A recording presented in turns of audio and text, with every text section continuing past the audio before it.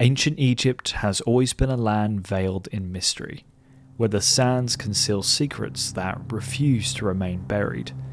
For thousands of years, the pyramids of Egypt have stood as silent sentinels, guarding secrets hidden within their chambers.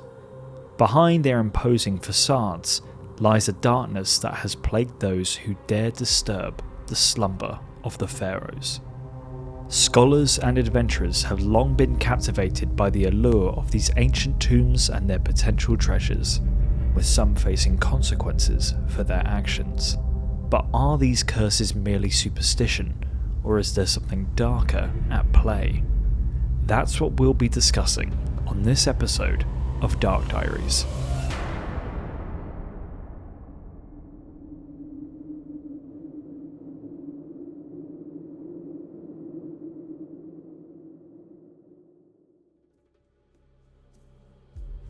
The history of Egyptian curses is deeply rooted in the religious and cultural beliefs of ancient Egypt, dating back thousands of years. Curses were believed to have potent magical properties and were often associated with the spiritual realm. The Egyptians, with their intricate religious practices and profound belief in an afterlife, viewed curses as a means to protect the deceased, guard sacred objects, and ensure the continuity of their cultural and religious traditions. In ancient Egypt, the concept of an afterlife played a significant role in shaping their beliefs about death and the preservation of the soul. The Egyptians believed in a complex system of gods and goddesses, each associated with specific aspects of life, death, and the afterlife. Hathor was a goddess associated with joy, love, and motherhood. Ra, the sun god, was linked to the daily cycle of life.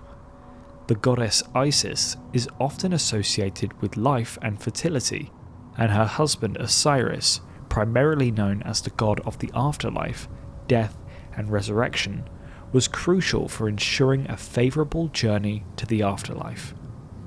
Individuals sought to protect themselves and their belongings with magical spells and curses to secure this journey. One of the earliest instances of curses in ancient Egypt can be traced back to the practice of tomb inscriptions.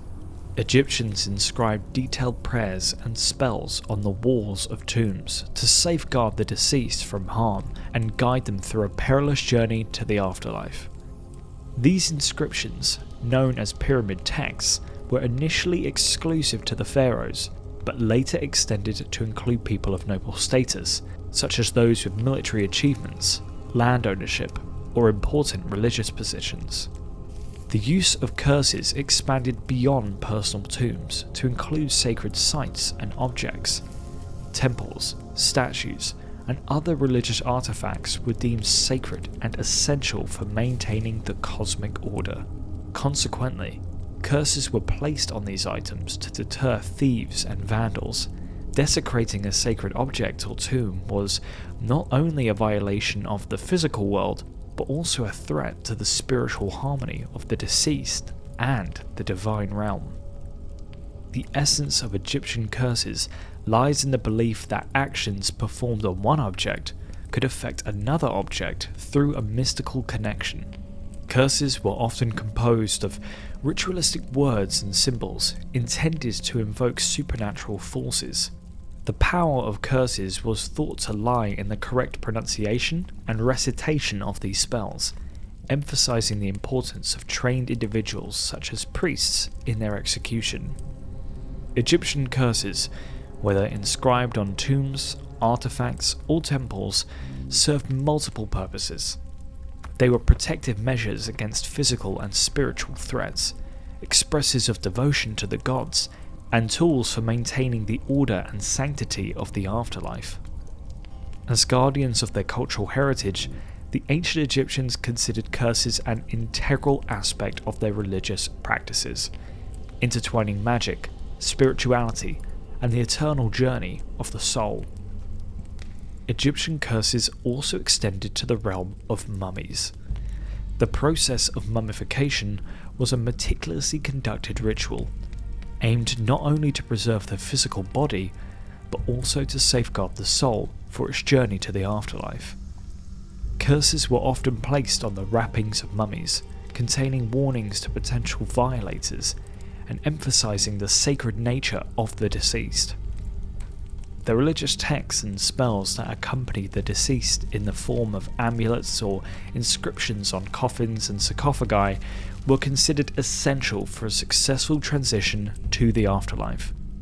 These texts, such as the Book of the Dead, contained instructions and magical spells to aid the deceased in navigating the challenges of the underworld and secure a place among the blessed in the afterlife. The belief in curses and the potency of magic in ancient Egypt were not limited to the elite or religious contexts. Everyday objects and individuals also sought protection through charms and spells. Egyptians often wore amulets featuring protective deities or symbols believed to ward off evil spirits and bring good fortune. The intricate intertwining of magic and religion permeated all aspects of life, reflecting the profound influence of these beliefs on Egyptian society. The concept of curses in ancient Egypt persisted through various dynasties, evolving with cultural shifts and religious developments. Curses not only served as a means of protection, but also as a form of social control, reinforcing moral and ethical standards within the community. Violating the sanctity of tombs or temples, for example, was not only seen as a threat to the individual, but also as a transgression against the divine order. As Egypt underwent periods of conquest and cultural assimilation, the practice of curses adapted to new influences. Greco-Roman Egypt saw the fusion of Egyptian and Hellenistic traditions. The Hellenistic period lasted between the death of Alexander the Great in 323 BC and the death of Cleopatra in 30 BC, followed by the emergence of the Roman Empire. The merging of Greek, Roman, and Egyptian traditions resulted in a mixture of beliefs and practices. Despite these changes, the core idea of using magical incantations for protection and spiritual purposes persisted. The history of curses is deeply intertwined with the religious and cultural fabric of ancient Egypt, rooted in a profound belief in the afterlife, the power of magic, and the importance of maintaining order. Curses served as a means of protection for individuals, sacred sites, and cultural artifacts, whether inscribed on tombs, mummies, or everyday objects. Curses reflected the Egyptians' commitment to ensuring the well-being of the deceased and preserving the sanctity of their cultural and spiritual heritage. Now, learning about where the curses came from is all good, but what did these curses entail? Here are some disturbing and supposed instances where ancient Egyptian curses came true.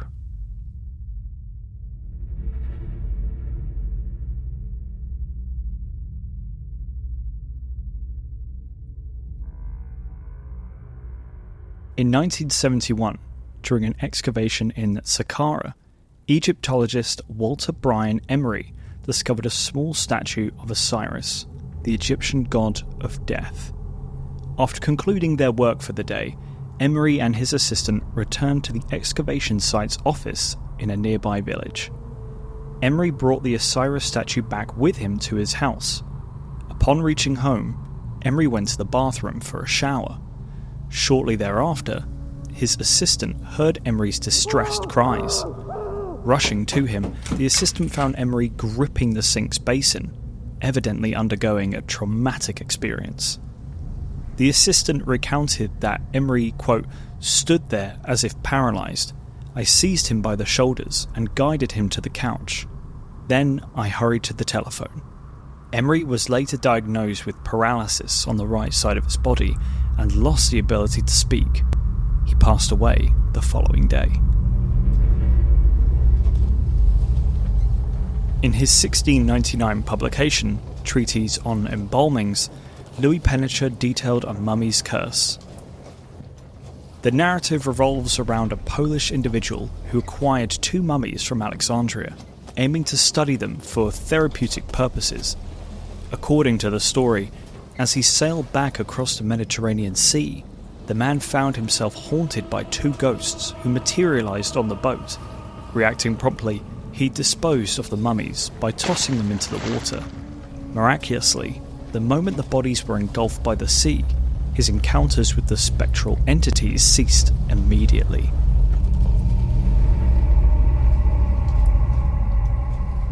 Zahi Hawass shares an account of a young boy facing a terminal illness who, out of a profound love for Egypt, visited the Egyptian Museum. The boy gazed into the eyes of King Ahmose I's mummy, and inexplicably, he experienced a miraculous recovery from his illness. Subsequently, the boy pursued a study of Egyptian culture. Zahi Hawass, recognized as a prominent archaeologist and tour guide, has recently guided notables such as President Obama and Beyoncé during their visits to the pyramids. Zahi Hawass also recounted his experience as a young archaeologist. While excavating the tombs of the pyramid builders at Giza, he came across a curse inscribed with a warning against those who would harm the tomb. Despite his non-superstitious stance, Hawass chose not to disturb the mummies. However, he admitted being part of the removal of two child mummies from the Bahariya oasis to a museum. Subsequently, he claimed to have been haunted by dreams featuring the children until the mummy of their father was reunited with them at the museum.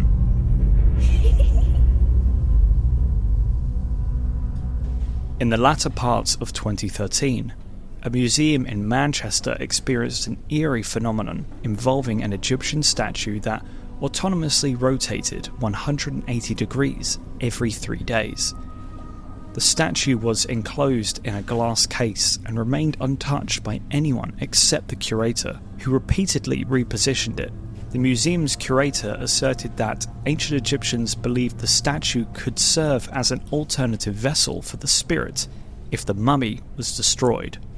A time-lapse video, accelerated to highlight the movement of the statue without any physical contact, has been produced.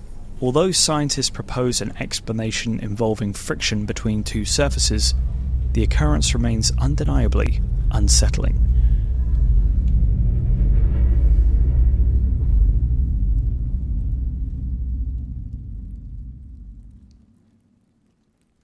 Obviously, we can't discuss Egyptian curses without mentioning the famous curse of Tutankhamun.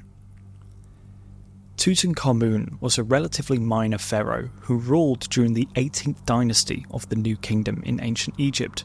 From 1332 BC to 1323 BC, he ascended the throne at the age of 9 and died at just the age of 19. His tomb, located in the Valley of the Kings, was well preserved and filled with a remarkable collection of treasures. The discovery of the tomb captured the world's imagination, and media coverage was extensive. In 1922, British archaeologist Howard Carter and his team, led by renowned Egyptologist James Henry Breasted, uncovered the tomb of Tutankhamun, marking the beginning of the modern era of Egyptology. The notion of a curse gained widespread attention following the deaths of several members of Howard Carter's team and other notable visitors to Tutankhamun's tomb shortly after its opening.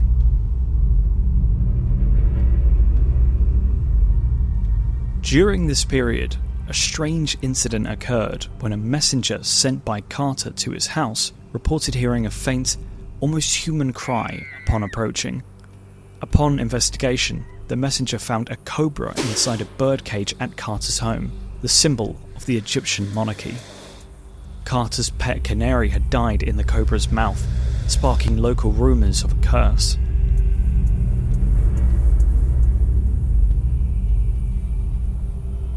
The first death associated with the alleged curse was that of Lord Carnarvon, the financer of the excavation. He succumbed to blood poisoning caused by an infected mosquito bite. Novelist Marie Corrielli's letter, published in the New York World magazine, claimed this to be the result of a curse in the king's tomb, adding to the frenzy. The creator of Sherlock Holmes and spiritualist Sir Arthur Conan Doyle, fueled media interest by suggesting that Lord Carnarvon's death was caused by elementals, created by Tutankhamun's priests to guard the royal tomb. However, modern scholars dismiss the notion of a curse, and Lord Carnarvon's death is generally attributed to natural causes, compounded by the limited medical knowledge and treatments available at the time. George J. Gould I died in the French Riviera on the 16th of May 1923 from a fever he developed soon after his visit to Tutankhamun's tomb. A.C. Mace, a member of Carter's excavation team, died in April 1928, having suffered from pneumonia. And Richard Bethel, Carter's secretary, died on the 15th of November 1929. The death is suspected to be from smothering. Howard Carter, still skeptical of curses, reported a sighting of a jackal resembling Anubis, the protector of graves and guide to the underworld, in 1926, but attributed it to natural causes. Skeptics highlighted the fact that many involved in the tomb's discovery lived long and healthy lives. Of the 58 present during the tomb's opening, only 8 died within 12 years, while Carter himself lived until 1939. However, some still believe that his death was attributed to the Pharaohs' curse.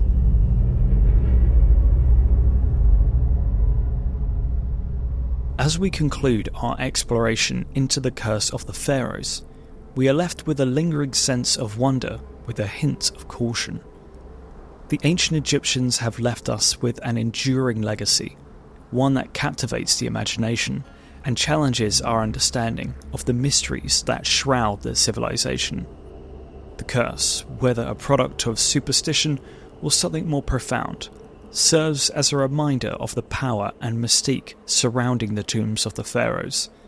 It reminds us to tread carefully through history, respecting the sanctity of the past while unraveling its secrets.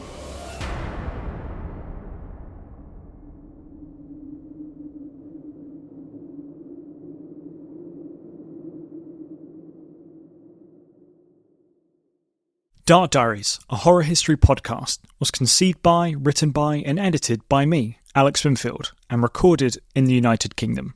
I would like to thank the YouTube channel Rest for the Wicked for its ambient sounds and music, which was used in this episode. A link to their channel will be listed below.